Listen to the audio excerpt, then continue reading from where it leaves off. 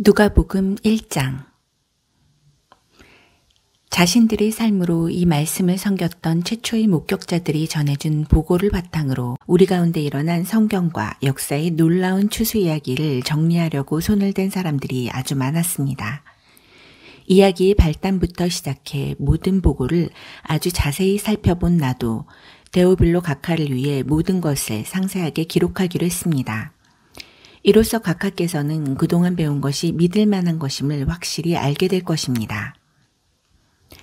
유대왕 헤롯이 다스리던 때에 아비야 반열에서 직무를 맡은 제사장이 있었다. 그의 이름은 사가랴였다. 그의 아내는 아론의 후손으로 이름은 엘리사벳이었다. 이들 부부는 주의하여 계명의 도를 지키고 하나님 앞에서 깨끗한 양심을 품고서 바르게 살았다. 그러나 엘리사벳이 임신을 할 수 없어 그들에게는 자식이 없었고 이미 나이도 많았다. 마침 사가랴가 자기 차례가 되어 하나님 앞에서 제사장 직무를 수행하고 있었는데 그가 하나님의 성소에 들어가 분향하는 일을 맡게 되었다. 그것은 평생 한 번 오는 일이었다. 분향 시간에 회중은 성전 바깥에 모여 기도하고 있었다. 그때 하나님의 천사가 예고도 없이 성소의 분향단 오른쪽에 나타났다. 사가랴는 두려워서 그 자리에 얼어붙었다. 천사가 그를 안심시켰다. 사가랴야, 두려워 마라. 하나님께서 내 기도를 들으셨다. 내 아내 엘리사벳이 아들을 낳을 것이다. 너는 그 이름을 요한이라고 하여라. 너는 기뻐서 사슴처럼 뛸 것이며 너뿐만 아니라 많은 사람들이 그의 출생을 즐거워할 것이다. 그는 하나님께 큰 인물이 될 것이다. 그는 포도주와 맥주를 마시지 않을 것이며 모태에서 나오는 순간부터 성령으로 충만할 것이다. 그는 이스라엘의 많은 아들, 딸들을 하나님께로 돌아오게 할 것이다. 그는 엘리야의 방식과 능력으로 하나님의 오심을 알리고 자녀를 향한 부모의 마음을 녹이며 완고한 회의론자들의 마음에 뜨거운 깨달음의 불이 타오르게 할 것이다.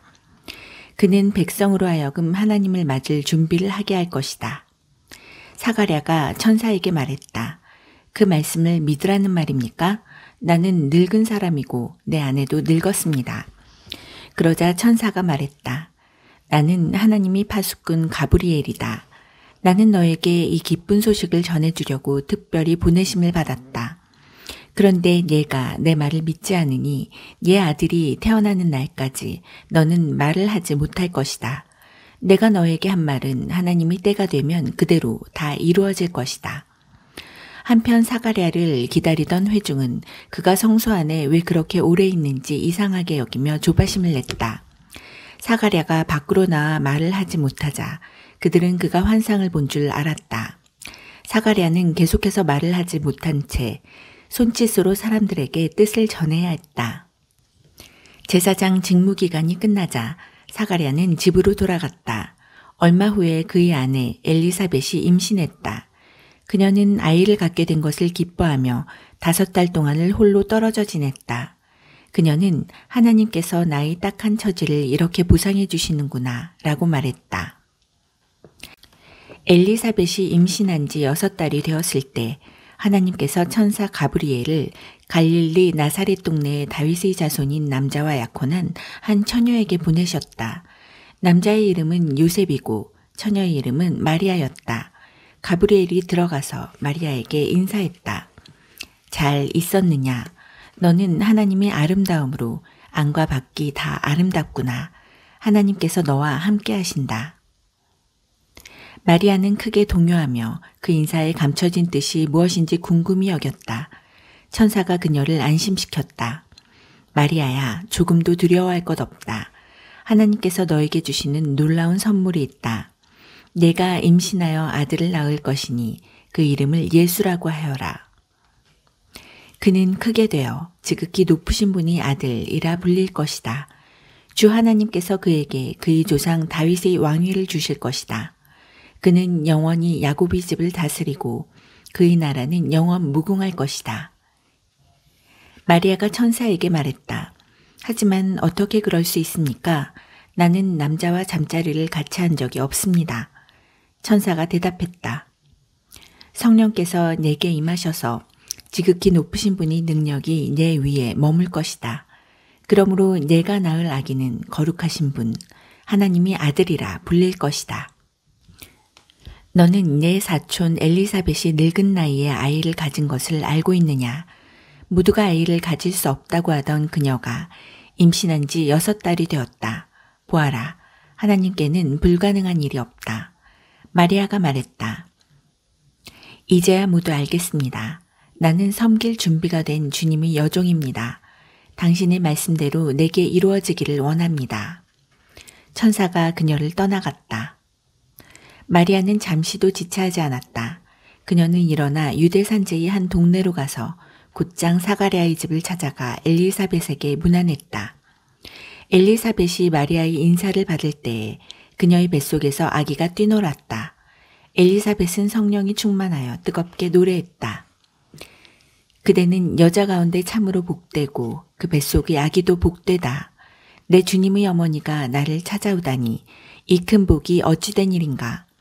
그대의 문안하는 소리가 내 귀에 들리는 순간 내 뱃속의 아기가 마냥 기뻐서 어린 양처럼 뛰어놀았다. 하나님께서 하신 말씀을 믿고 그 말씀대로 다 이루어질 것을 믿은 여자는 복되다. 마리아가 말했다. 하나님이 들려주신 복된 소식으로 내 마음 터질 듯하니 내 구주 되신 하나님의 노래로 기뻐 춤추리라. 하나님이 나를 주목하심으로 무슨 일이 일어났는지 보라. 나는 이 땅에서 가장 복된 여자다. 하나님이 내게 행하신 일 영원토록 잊지 않으리. 다른 모든 것과 구별되시는 하나님, 그 이름 거룩하시다. 그 앞에 두려워 떠는 이들에게 그의 잡이 물밀듯 밀려오네.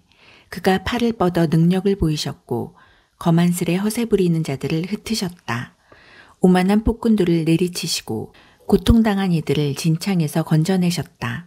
가난하고 굶주린 사람들이 잔치상에 앉으니 야멸친 부자들이 냉대를 당했다. 기억하셔서 풍성한 잡이 드높이 쌓으시며 택하신 자녀 이스라엘을 품으셨다. 아브라함으로 시작해 지금까지 약속하신 대로 그의 자비가 정확히 이루어졌다. 마리아는 3달 동안 엘리사벳과 함께 있다가 자기 집으로 돌아갔다. 출산일이 되어 엘리사벳이 아들을 낳았다. 이웃과 친척들은 하나님께서 그녀에게 베푸신 큰 자비를 보고 함께 즐거워했다. 8일째 되는 날 그들이 아기에게 할례를 행하러 와서 그 아버지의 이름을 따서 아기의 이름을 사가랴로 지으려고 했다. 그러나 엘리사벳이 끼어들었다. 아닙니다. 이 아이의 이름은 요한이라고 해야 합니다. 그들이 말했다. 하지만 당신네 집안에는 그런 이름을 가진 사람이 아무도 없지 않습니까? 그들은 사가랴에게 손짓하여 아이에게 어떤 이름을 지어주려고 하는지 물었다. 사가랴가 서판을 달라고 하더니 이렇게 썼다. 아이의 이름은 요한이라고 해야 합니다. 사람들이 모두 깜짝 놀랐다. 놀랄 일은 그것만이 아니었다. 어느새 사가랴의 입이 열리고 혀가 풀어지더니 말을 하면서 하나님을 찬양하는 것이었다. 깊은 경외심이 이웃을 덮었고 유대 온 산지 사람들이 온통 그 이야기뿐이었다. 이야기를 들은 사람들은 모두 그 일을 마음에 새기며 놀라워했다.